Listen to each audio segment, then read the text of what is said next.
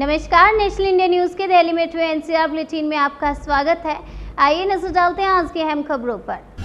PM Modi 16 जुलाई को महाराष्ट्र, केरल, तमिलनाडु समेत इन राज्यों के सीएम्स के साथ करेंगे कोरोना के हालात पर बैठक। प्रधानमंत्री नरेंद्र मोदी 16 जुलाई को सुबह 11 बजे तमिलनाडु, आंध्र प्रदेश, कर्नाटक, ओडिशा, महाराष्ट्र और केरल के मुख्यमंत्रियों के साथ कोरोना को लेकर समीक्षा बैठक करेंगे। आपकी तारीफ के बाद नवजोत सिंह सिद्धू ने खुद को बताया वफादार कांग्रेसी। विपक्ष पर तंज कसते हुए कही ये बात। कांग्रेस नेता नवजोत सिंह सिद्धू ने ट्वीट कर विपक्ष पर निशाना साधा और खुद को वफादार कांग्रेसी बताया। इससे पहले उन्होंने आज आम आदमी पार्टी की तारीफ की थी। पाकिस्तान में बढ़ते कोरोना के नए मामलों ने इमरान सरकार के छुड़ाए पसीने। अब सड़कों पर पुलिस के साथ उतर सकती है सेना। यह दूसरी बार होगा जब एसओपी को लागू करने में नागरिक प्रशासन की मदद के लिए सेना को बुलाया जाएगा। सेना को तीसरी लहर के दौरान भी बुलाया गया था, जो अप्रैल में चरम पर थी। राहुल गांधी से मिले चुनावी रणनीतिकार प्रशांत किशोर। मीटिंग में प्रियंका गांधी और हरीश रावत भी रहे मौजूद। चुनावी रणनीतिकार प्रशांत किशोर ने राहुल गांधी से उनके आवास पर मुलाकात की। अगली खबर हरियाणा से है। जेल में सजा काट रहे गुरमीत राम रहीम को दिल्ली के एम्स में किया गया भर्ती, होगी एंडोस्कोपी।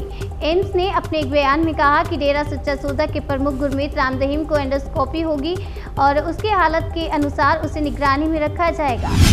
लखनऊ से गिरफ्तार आतंकियों का सोशल मीडिया कनेक्शन आया सामने। ऑनलाइन किया गया था ब्रेन वॉश। लखनऊ से गिरफ्तार अलकायदा के आतंकियों से पूछताछ में कई अहम खुलासे हो रहे हैं। इनकी मई में ही धमाके की साजिश थी, लॉकडाउन की वजह से मंसूबे में नाकामयाब रहे। पीएम मोदी का 15 जुलाई को वाराणसी दौरा। रुद्राक्ष का करेंगे उद्घाटन, बीएचयू में देंगे संबोधन। पीएम मोदी बनारस हिंदू यूनिवर्सिटी में कोविड प्रोटोकॉल का पालन करते एक जनसभा को भी संबोधित करेंगे। पीएम मोदी के दौरे से पहले यूपी के सीएम योगी आदित्यनाथ ने तैयारियों का जायजा लिया। सितंबर से रूस की स्पुतनिक वी वैक्सीन का उत्पादन शुरू करेगा सीरम इंस्टीट्यूट ऑफ इंडिया। रूस की स्पुतनिक वी वैक्सीन का उत्पादन भारत में शुरू होने के लिए तैयार है। सितंबर से पुणे स्थित सीरम इंस्टीट्यूट ऑफ इंडिया रूस के स्पुतनिक वी वैक्सीन का उत्पादन शुरू करेगा। पीएम मोदी ने उत्तर पूर्व राज्यों में कोरोना के उछाल पर जताई चिंता। टीकाकरण में तेजी लाने पर दिया जोर। पीएम मोदी ने कहा कि हमें संक्रमण को फैलने से रोकने के लिए सूक्ष्म स्तर पर कदम उठाने की जरूरत है। हमें पिछले 1.5 साल में एकत्रित किए गए अनुभवों का उपयोग करने की जरूरत है। दिल्ली में खत्म होगा जल संकट। हरियाणा ने 16,000 क्यूसेक पानी छोड़ा। दिल्ली जल बोर्ड उपाध्यक्ष ने कहा कि सुप्रीम कोर्ट में याचिका दायर करने के कुछ ही समय बाद हरियाणा सरकार ने 16,000 क्यूसेक पानी हथिनी कुंड से दिल्ली की ओर छोड़ दिया है। भारत की पहली कोरोना मरीज दोबारा वायरस से हुई संक्रमित, फिलहाल ठीक है तबीयत। महिला पढ़ाई के लिए दिल्ली जाने की तैयारी कर रही थी। इस दौरान उनके सैंपल की जांच की गई। आरटी-पीसीआर में रिपोर्ट पॉजिटिव आई है। फिलहाल महिला घर में है और तबीयत ठीक है।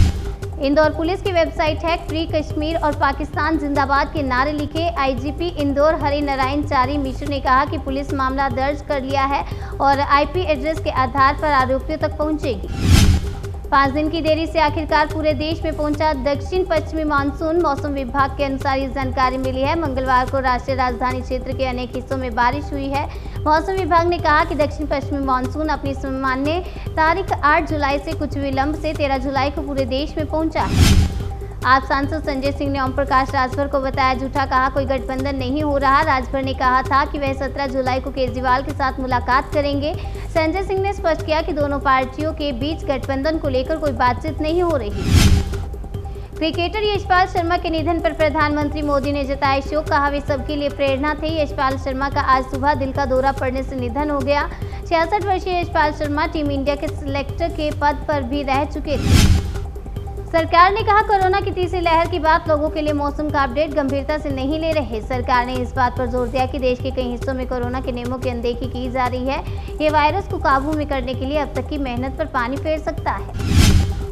केंद्र बातचीत को नहीं तैयार। हम 22 जुलाई को दिल्ली जाएंगे और संसद के बाहर बैठेंगे, बोले किसान नेता राकेश टिकैत। लुधियाना, संगरूर, मानसा, बठिंडा, बरनाला, रोपड़, फाजिलका और फरीदकोट सहित अलग अलग जिलों में दर्जनों कारवा, सिंघू और टिकरी बॉर्डर के लिए पहले से ही रवाना हो चुके हैं। दिल्ली मेट्रो एनसीआर बुलेटिन में बस इतना ही। बाकी की तमाम खबरों के लिए बने रहिए हमारे साथ और देखते रहिए नेशनल इंडिया न्यूज। नमस्कार।